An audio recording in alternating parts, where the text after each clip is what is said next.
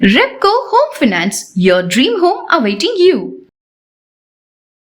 வடமாநில IAS IPS அதிகாரிகள் ஒரு அஸ்வின் வச்சிருக்காங்க, தமிழ்நாட்டு ஐஏஎஸ் ஐபிஎஸ் ஒரு அஸ்வின் வச்சிருக்காங்க, அப்புறம் டிபிஎஸ்ல கன்வெர்ட் ஐஏஎஸ் ஐபிஎஸ் வரங்கிற ஒரு பிரிவு கூட்டங்கள் இருக்கு. எப்படி அரசியல் கட்சிகளில் கோஷ்டி இருக்குமோ அது மாதிரி இங்கே ஐஏஎஸ் ஐபிஎஸ்களே கோஷ்டிகள் இருக்கு.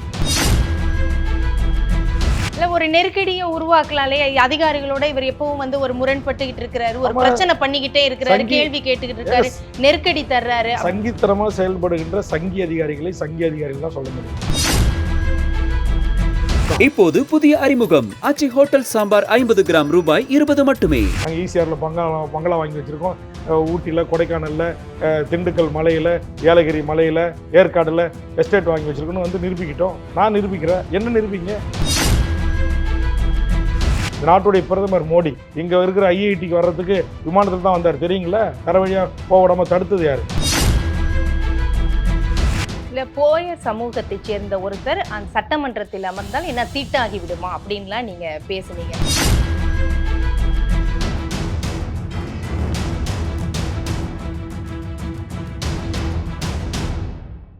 மின்னம்பலம் நேயர்களுக்கு வணக்கம். பண்ருட்டி தொகுதியின் சட்டப்பேரவை உறுப்பினரும் தமிழக வாழ்வுரிமை கட்சியுடைய தலைவருமான திரு வேல்முருகன் அவர்களிடம் பேச இருக்கின்றோம். வணக்கம்.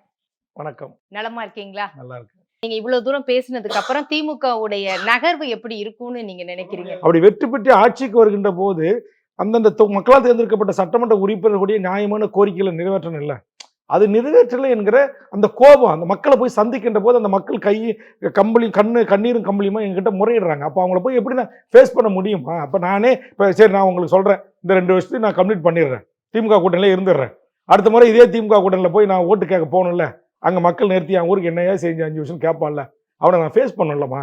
நானும் சராசரி அரசியல்வாதி மாதிரி கடந்து போக முடியுமா? ஏன்னா நான் சராசரி அரசியல்வாதியாக இல்லை. நான் ஒரு போராளி இயக்கத்தினுடைய அந்த படைகளுக்கு ஒரு துணை புரிவனாக, ஒரு ஆதரவாளனாக இருந்து அந்த போராளிகள் எப்படி தன் மனைவி, பிள்ளை, அம்மா, அப்பா எல்லாவற்றையும் இழந்துவிட்டு இந்த மண்ணின் உரிமைக்காக, மக்களின் விடுதலைக்காக தன் உயிரையே தியாகம் செய்தார்களோ, தன் உயிரையே ஆயுதம் ஆக்கி கொண்ட போராட்ட வீரர்களுடைய 2.5 கலந்து வாழ்ந்த ஒருவன் நான். அதனால் எனக்கு எந்த பெரிய ஆசாபாசம், பதவி, பணம், அதெல்லாம் புகழ் அதெல்லாம் எதுவுமே தேவையில்லை. இன்னொன்று சொல்கிறேன், கலைஞரும் எனக்கு அஷூரன்ஸ் கமிட்டி சேர்மன் கொடுத்தாரு. அது கிட்டத்தட்ட ஒரு கேபினட் அமைச்சருக்கு நிகரான ஒரு பதவி. இப்போ நான் காஞ்சிபுரம் போனா காஞ்சிபுரம் கலெக்டர்ஸ், எஸ்பிஸ் அதிகாரிகள் என்னை ரிசீவ் பண்ணுறாங்க.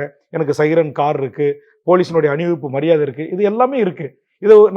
இதெல்லாம் அனுபவிக்கிற ஆசை இருந்துச்சுன்னா நான் எதுக்குங்க பதவி தூக்கி போட தயாராக இருக்கிறேன்? அப்போ எதுக்குன்னா இது எல்லாத்தையும் விட முதலமைச்சர் கொடுத்த இந்த பதவியில் கிடக்கிற இந்த அதிகாரத்தை விட என் தொகுதி மக்களின் முன்னேற்றம், என் தொகுதி மக்களுடைய வழிகளை தீர்க்கணும்னு நான் நினைக்கிறேன். நான் கடந்த 2 முறை சட்டமன்ற உறுப்பினராக இருக்கின்ற போது என் தொகுதிக்கு பல சாலைகள், குடிநீர் தொட்டிகள், 2வது சமத்துவ புறங்கள், இன்ஜினியரிங் கல்லூரி பல செஞ்சிருக்கிறேன். ஆனால் இந்த பேரில் என்னால் ஒன்றுமே செய்ய முடியலமா? அப்போ செய்யாமல் திரும்ப இந்த ஆண்டு கழிச்சு போய் திரும்ப அதே பண்ருட்டி தொகுதியில் இதே கூட்டணி வலுவாருக்கு ஓட்டு போடுங்க அப்படின்னா என் மக்கள் என்னை கேட்பாங்கல்ல. அப்போ அதை எந்த முகத்தை வச்சுக்கிட்டு அந்த மக்கள்கிட்ட போய் நான் கைகூப்பி திரும்ப எனக்கு ஓட்டு போடுங்கன்னு கேட்க முடியும்? அந்த ஒரு தன்மான சுயமரியாதை உணர்ச்சி தான் அந்த மக்களை எப்படி நம்ம அணுகுவோம், எப்படி எதிர்கொள்ள முடியும்? அதனால தான் நான் இவ்வளோ வலியோட இவ்வளோ வேதனையோட இப்போ கூட வெள்ள நிவாரணத்தில் ஒரு 60,000 கார்டு என் தொகுதியில் இருக்குன்னா 30,000 கார்டு தான் கொடுத்துருக்காங்க, மீதி 30,000 கார்டு கொடுக்கல.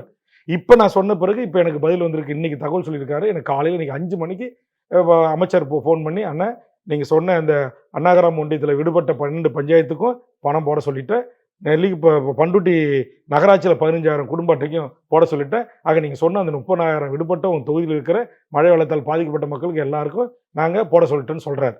ரொம்ப மகிழ்ச்சி, நன்றி. நான் என்ன சொல்கிறேன், இதைத்தானே நான் கேட்டேன். இத்திக்கு அங்கே 5,000 10,000 பேர் சாலை மறியல், இவ்வளோ விவாதம், இதையா அந்த அதிகாரிகள் முன்கூட்டியே செய்யலை? இப்போ பாதிக்கப்பட்டிருக்குன்னு இப்போ உங்களுக்கு தெரியுது இல்லை?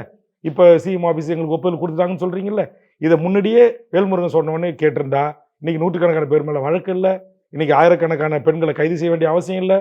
அவங்கள ஜாக்கெட்டை பிடிச்சாங்க, அவங்கள முடியை பிடிச்சாங்கன்னு இன்றைக்கி எல்லா எதிர்கட்சிகளும் கடுமையாக இன்றைக்கி ட்ரெண்ட் ஆகிட்டு இருக்கு யூடியூப்பில். அரசுக்கு எவ்வளோ பெரிய கெட்ட பேர். நான் உங்களுக்கு தெரியும், இயல்பாக நான் ஒரு உணர்ச்சியை பயக்கூட, ஆத்திரப்படக்கூடிய, கோபப்படக்கூடிய. அப்போ என் மக்கள் இப்படி இயலாமையில் இருக்காங்களே, இவ்வளோ பாதிக்கப்பட்டிருக்காங்களே அப்படின்னு கோபத்தில் இத்தனை தொலைக்காட்சி ஊடகங்களை நான் இவ்வளோ வரிந்து கட்டி பேசி என் மக்களுக்கான உரிமையை கேட்கறதுக்கு எனக்கு வாய்ப்பு நீங்கள் தானே கொடுத்தீங்க. உங்கள் அரசு நிர்வாகம் தானே கொடுத்துருக்கு. அந்த நிர்வாகத்தினுடைய திறமையின்மையின் காரணமாகத்தானே நான் கோபமாக வெடித்து பேசுகிறேன். இப்போ எப்படி அந்த 30,000 குடும்பத்துக்கு போடுறதுக்கு நீதி வந்துச்சு? நீங்கள் சொல்லுங்கள். அப்ப நீங்க பேசுனதுக்கு அப்புறம் இப்ப இந்த நடவடிக்கைகள்லாம் நடக்குது அப்படின்னு எடுத்துக்கிறதா? இன்னைக்கு காலையில 5 மணிக்கு எனக்கு ஒரு ஃபோன் வந்துச்சு. எடுத்து பார்த்தா, மாவட்ட அமைச்சர், தொழிலாளர் துறை அமைச்சர் காலைல 5 மணிக்கு என்ன தொடர்பு கொண்டு, "அண்ணா எல்லாமே ஒப்புதல் ஆயிடுச்சு. எல்லா விடுபட்ட அத்தனை குடும்பத்துக்கும் நாங்க குடுத்துருவோம். நீங்களே போய் நின்னு குடுங்க" அப்படின்னாரு. இல்லங்க எனக்கு தொடர்ச்சியா அங்க சென்னையில வேலைகள் இருக்கு. அது அதிகாரிகள் தான் குடுக்குறாங்க. இல்ல பொதுமக்களுடைய அக்கவுண்ட்ல தான் போடுறாங்க. அது போடுங்க, எங்களுக்கு ஒண்ணும் ஆட்சேபணம் இல்ல. ரொம்ப நன்றி அப்படின்னு சொல்றேன். ஏன்னா இதுக்காக நான் முதலமைச்சர் அலுவலகத்துக்கும் பேசினேன். தலைமைச் செயலாளரையும் நேரடியா அவர்கிட்டயும் பேசியிருக்கிறேன். எல்லாத்தையும் எனக்கு என்னன்னா ஒரு ஈஸியான ஒரு வாய்ப்பு. ஒரு சீனியர் எம்எல்ஏ என்ற அடிப்படையில நேர்மையான மூத்த ஐஏஎஸ், ஐபிஎஸ் அதிகாரிகளோட எனக்கு எப்போ வேணுமாலும் தொடர்பு கொள்ளலாம், பேசலாம். ஆனா நான் வந்து இந்த தமிழர் உரிமை, தமிழ்நாட்டை சேர்ந்தவர்கள் தமிழ்நாட்டு அரசு உயர் பதவிகள் இருக்கணும் அப்படின்னு நான் பேசுறதால, இங்க இருக்கிற அதர் ஸ்டேட் ஆஃபீஸர்ஸ் என்ன நேர் எதிரா பார்க்குறாங்க. பல பின்னடைவுகளுக்கு அது ஒரு காரணமா இருக்கு. அவங்க வந்து இன்னைக்கு உதாரணத்துக்கு முதலமைச்சருடைய செயலாளர்கள் 2 பேர் இருக்காங்க. 2 பேரும் தமிழ்நாட்டை சேர்ந்தவங்க இல்ல. அப்ப அவங்க வந்து அவங்க கடந்த காலத்துல செஞ்ச தவறுகளை நான் கடந்த காலங்கள்ல சட்டமன்றத்திலும் பேசியிருக்கேன். வெளியிலயும் அவங்கள எக்ஸ்போஸ் பண்ணியிருக்கேன். அப்ப அவங்க இன்னைக்கு அதிகார மையமா உட்காரும்போது, வேல்முருகன் கேட்டா செஞ்சிடணுமா? வைப்பா கோப்பா நான் பார்த்துக்கிறேன். அப்ப இப்ப இதெல்லாம் வந்து பழி வாங்குற நோக்கம் இருக்கு. இருக்கு இங்க வந்து அப்படிங்கிறீங்க. வடமாநில ஐஏஎஸ், ஐபிஎஸ் அதிகாரிகள் ஒரு அசோசியேஷன் வச்சிருக்காங்க. தமிழ்நாட்டு ஐஏஎஸ், ஐபிஎஸ் ஒரு அசோசியேஷன் வச்சிருக்காங்க. அப்புறம் டிபிஎஸ்ல கன்வெர்ட் ஐஏஎஸ், ஐபிஎஸ் வர்றவங்க ஒரு பிரிவு கூட்டங்கள் இருக்கு. எப்படி அரசியல் கட்சிகள்ல கோஷ்டி இருக்குமோ அதே மாதிரி இங்க ஐஏஎஸ், ஐபிஎஸ்கள்லயே கோஷ்டிகள் இருக்கு. அப்ப நான் தமிழர், தமிழ்நாடு, தமிழர் முன்னேற்றம், தமிழர் வாழ்வுரிமை என்று பேசுகின்ற போது அந்த வடநாட்டு அதிகாரிகளை நான் எக்ஸ்போஸ் பண்றேன் அவங்க செய்யற தப்புகளை. அப்ப அவங்க வந்து என் மீது கோவப்படுறாங்க. அப்ப அதனால கூட என் தொகுதிக்கு கிடைக்க வேண்டிய நியாயமான உரிமைகள் கூட கிடைக்கப்பெறாம இருக்கு. ஆனா இதையெல்லாம் சரி செய்ய வேண்டியது அமைச்சர்கள், முதலமைச்சர். இப்ப அவங்க செய்யணும் அப்படின்றத என்னுடைய வேண்டுகோள். கூட்டணிக்கு உள்ள வரும்போது மரியாதை இருந்தது. இப்ப இல்ல அப்படிங்கிற ஆதங்கத்தையும் வெளிப்படுத்தியிருக்கிறீங்க. நீங்க இப்ப குரல் எழுப்புனது மூலமா இது ஒரு சமாதானத்துக்கு வர்றதுக்கு வாய்ப்பு இருக்குதா? அந்த நம்பிக்கையில நீங்க இருக்கிறீங்களா? சமாதானம் ஆயிடுவோம் அப்படிங்கிற நம்பிக்கை இதுல இருக்குதா? ஒன்றும் சமாதானம்லாம் இல்லைம்மா. என் வீட்டுக்காகவோ இல்ல அமைச்சர்கள் வீட்டுக்காகவோ நாங்க இப்ப சண்டை போட்டுக்கல. இது என் தொகுதி மக்களுடைய வாழ்வுரிமை பிரச்சனை, அவருடைய பாதுகாப்பு பிரச்சனை, அவருடைய உயிர் பிரச்சனை, அவர்களுக்கு கிடைக்க வேண்டிய நியாயமான உரிமைகள் பிரச்சனை. அதே மாதிரி தமிழ்நாட்டில் வாழ்கின்ற கோடிக்கணக்கான மக்களுடைய பிள்ளை செல்வங்களுக்கு கல்வி, வேலை வாய்ப்பு என்கிற சாதிவாரி கணக்கெடுப்பு என்பது ஒரு சமூக நீதி போராட்டத்தின் தொடர்ச்சி. அப்ப இது எல்லாம் சமாதானமாகிற விடயங்கள் இல்லை. இதையெல்லாம் செய்யணும். ஒரிசால செய்யறாங்க, பீகார்ல செய்யறாங்க, தெலுங்கானால செய்யறாங்க, நீங்க செய்யுங்க அப்படின்றத வேண்டுகோள். இதுல என்ன சமாதானம் ஆகிறதுக்கு என்ன இருக்கு? இதே தானே பாமகவும் முன்னே வைக்கிறாங்க இல்லையா? இதே கோரிக்கை வைக்கிறாங்கல்ல. இப்ப அவங்களுக்கு எப்படி ட்ரீட் பண்றாங்க? அதை நீங்க அவங்க கிட்ட தான் கேட்கணும். இல்ல உங்களுக்கு நீங்க அணுகும்போது தெரியும்ல, வித்தியாசம் தெரியுதான்னு இல்ல கேக்குறேன். அவங்க வந்து ஒரு பெரிய கட்சி, அவங்களுக்கு உரிய முக்கியத்துவத்தை முதலமைச்சர் கொடுக்குறாரு. ஏன்னா அவரு மருத்துவர் ஐயா சந்திக்கணும் போது டக்குன்னு வந்து சந்திச்சு பார்த்து பேசிட்டு போனாரு. அன்புமணி 3 முறை முதலமைச்சரை சந்திச்சு பேசியிருக்காரு. இப்ப நானும் சொன்னேன், இப்ப என்கிட்டயும் இந்த சமூக நீதிக்காக 150 தமிழர் வாழ்வுரிமை கூட்டமைப்புல 150 தலைவர்கள் நாங்க எல்லாரும் சேர்ந்து கையொப்பமிட்டு உங்களை சந்திச்சு பேச விரும்புறோம், முதலமைச்சரை வாய்ப்பு கொடுங்கன்னு. மருத்துவர் ஐயா சந்திக்க வாய்ப்பு கொடுக்குறாங்க, அன்புமணி சந்திக்க வாய்ப்பு கொடுக்குறாங்க, இன்னும் நிறைய சினிமா நடிகர்கள், நடிகைகள், விளையாட்டு வீரர்கள் எல்லாரும் சந்திக்கிறதுக்கு கோட்டையில் வாய்ப்பு கொடுக்குறாங்க.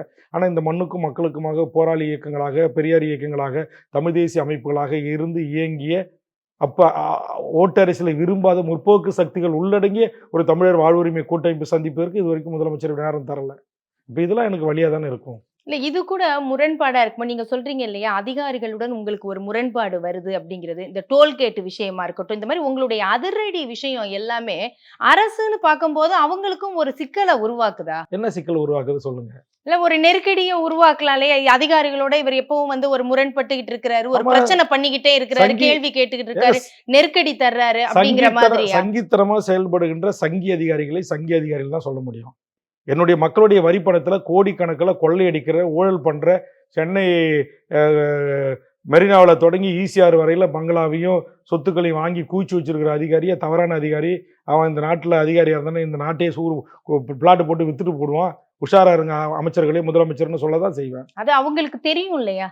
அவங்களுக்கு அதை தெரியுது. நீங்க அதை எக்ஸ்போஸ் பண்ணும்போது தேவையில்லாத ஒரு நான் நெருக்கடியை ஒரு அரசியல் கட்சி தலைவர், என் காதுக்கு வருது பட்டவர்த்தனமா இங்க லஞ்ச லாவண்யத்துல ஊழல்ல அமைச்சர்களை விட, அரசியல்வாதிகளை விட தமிழ்நாட்டுல நிறைய ஐஏஎஸ், ஐபிஎஸ் அதிகாரிகள் மிகப்பெரிய கோடிக்கணக்கான ரூபாய் தமிழ்நாட்டு மக்களுடைய பணத்தை கொள்ளையடிக்கிறான், சுரண்டான். நான் பகிரங்கமா குற்றம் சாட்டுறேன். டேட்டாஸ் இருக்கு, ஆவணங்களுக்கு தேவைப்படுகின்ற போது நான் என்னமோ அவங்களை கூப்பிடுங்க. இல்லை நாங்கள் நேர்மையான ஐஏஎஸ் அதிகாரி உழைச்சி எங்கள் சம்பளத்தில் தான் நாங்கள் ஈசிஆரில் பங்களா வாங்கி வச்சுருக்கோம்.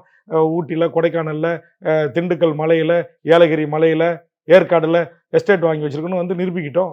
நான் நிரூபிக்கிறேன். என்ன நிரூபிங்க? வேல்முருகன் மேலே ஒரே ஒரு சென்ட்டு பினாமியாக தமிழ்நாட்டில், இந்தியாவில், உலக நாட்டில் எங்கேயாச்சும் ஒரே ஒரு சென்ட்டு சட்டத்துக்கு புறமா சம்பாரிச்சு வேல்முருகன் வாங்கியிருக்கான், சொத்து வாங்கி வச்சுருக்கான், தங்கம், வைடூரியம் வாங்கி வச்சுருக்கிறான். சொல்லுங்கள் நீங்கள். நான் நேர்மையான அரசியல் ஆளுங்க. தவறு செய்கிற, ஊழல் செய்கிற, லஞ்சம் வாங்குற, அது அரசியல் கட்சிகளாக இருந்தாலும், ஆட்சியாளர்களாக இருந்தாலும், ஐஏஎஸ் இருந்தாலும், ஏன் நீதிபதிகளே கடந்த முறை கடுமையாக விமர்சித்து முந்தானத்துக்கு ஒரு அறிக்கை விட்டுருக்கேன் பாருங்க. எனக்கு நீதி அரசர் லஞ்சம் வாங்கினா தப்பு பண்ணுறான்னா சுட்டி காட்டுவேன். இந்த நாட்டுடைய கவர்னர் ஒரு பெண் பாலியல் குறித்து தமிழ்நாட்டில் திமுக அதிமுக விட முதல்ல பல்லாயிரக்கணக்கான பேரை திரட்டி கொண்டு போய் அவரை பிடிச்சி பாலியல் வழக்கில் உள்ள போடணும்னு சொல்லி கவர்னர் மாளிகை முற்றுகிட்டது வேல்முருகங்க. இந்த நாட்டுடைய பிரதமர் மோடி இங்கே இருக்கிற ஐஐடிக்கு வர்றதுக்கு விமானத்தில் தான் வந்தார் தெரியுங்களா? தர வழியாக போக விடாம தடுத்தது யார்? கோபேக் மோடி என்று சொல்லி பல்லாயிரக்கணக்கான மக்களை திரட்டி ஏர்போர்ட்டை உள்ள நுழைஞ்சி அவருடைய விமானம் டேக்கப் ஆகிற இடத்துல ஆயிரக்கணக்கான பலூனை விட்டு விமானம் ஃபுல்லாக கருப்பு பலூனாக சுற்றிக்கிட்டு விமானமே பறக்க முடியாமல் இறங்கி அப்புறம் அவர் தர வழியாகவும் போக முடியாமல் தத்தளிச்ச வரலாறுலாம் இன்னமும் பல தொலைக்காட்சி நேரடியாக ஒளிபரப்பு பண்ண காட்சிலாம் இருக்குது. அப்புறம் நான் அங்கே இருந்து ஏறி அந்த போடியத்தில் ஏறி விமானத்தை தடுத்த பசங்களை வேண்டுகோள் வச்சு இறங்க சொல்லி இறக்கி வந்தேன். அப்போ நான் பிரதமரை எதுக்கும்போது, நாட்டுடைய உள்துறை அமைச்சரை இருக்கும்போது தப்பு செய்கிற, லஞ்சம் வாங்குற கவர்னரை, ஊழல் செய்கிற எவ்வளோ பெரிய கொம்பனாக இருந்தாலும் எதுக்குன்ற போது எனக்கு என்ன இருக்குது? ஏன் அதிமுக ஆட்சியில் ஊழல் செஞ்சாருன்னு நீங்கள் தான் பட்டியல் கொண்டு போய் கவர்னர்கிட்ட கொடுக்குறீங்க? அப்படிப்பட்ட ஐஏஎஸ் அதிகாரி எதுக்கு இன்றைக்கி தமிழ்நாட்டுடைய முக்கிய துறைகளை நியமிக்கிறீங்க? அப்போ இதெல்லாம் வேல்முருகன் கேட்கணும்ல. இதுக்கு தாங்க நான் எம்எல்ஏ, இதுக்கு தான் ஒரு அரசியல் கட்சி நடத்துறேன். இல்ல அதுதான் இப்போ சமீபமா தான் இது வந்து ரொம்ப நீங்க வைரலா பேசிட்டு இருக்கிறதா வைரலா கட்டுக்கோப்பான ஒரு அணியா, கொள்கை கூட்டணியா 3 வருஷம் இருந்தீங்க. நான் கேக்குறேன், இப்ப பேசுறது பொறுத்தது போதும், என் கட்சியை அடுத்த லெவலுக்கு நான் கொண்டு போறேன், அடுத்தது என் கட்சியை நான் வளர்க்கறதுக்கு தமிழக வாழ்வுரிமை கட்சின்னு ஒண்ணு இருக்குன்னு நான் காட்டணும் அப்படிங்கிறதுக்கான செயல்பாடா இதை பாக்குறதா? தமிழ்நாட்டுல தமிழ் சமூகத்தின் வாழ்வுரிமைக்காக போராடுற, பேசுற, எழுதுற அனைவருக்கும் தமிழக வாழ்வுரிமை கட்சியினுடைய செயல்பாடுகள், நடவடிக்கைகள் அனைவருக்கும் தெரியும். நான் எப்போதும் போல தான் செயல்படுறேன், எப்போதும் போல தான் சட்டமன்றத்தில் பேசுகிறேன், எப்போதும் போல தான் பத்திரிகை ஊடகத்தில் சொல்கிறேன். இப்போ மழை வெள்ளத்தால் என் மக்கள் பாதிக்கப்பட்டிருக்காங்க. என் தொகுதியில் 2 உயிர்கள் பலியாகி இருக்கிறது. திருவண்ணாமலை மாவட்டத்தில் 16 உயிர்கள் பலியாகி இருக்கிறது. அதனால் 32 ஆடு மாடுகள் என் தொகுதியில் அடிச்சுட்டு போய் செத்துருக்கு. அதனால் அந்த வலிகள், வேதனை, 7 மீனவர்கள் கடலூரில் போய் நின்று ஒரு 2 நாளாக பசியும் பட்டினியுமே கடந்து எங்களை மீளுங்கன்னு சொல்லி கதறினது. அப்போ இந்த வழிகளோடு நான் பேசுகிறேன். இப்போ திருவண்ணாமலையில் ஒரு போயர் சமூகத்தை சேர்ந்த ஒரே குடும்பத்தை சேர்ந்த 7 பேர் அந்த நிலச்சரிவில் மாட்டிட்டு செத்துக்கிட்டாங்க.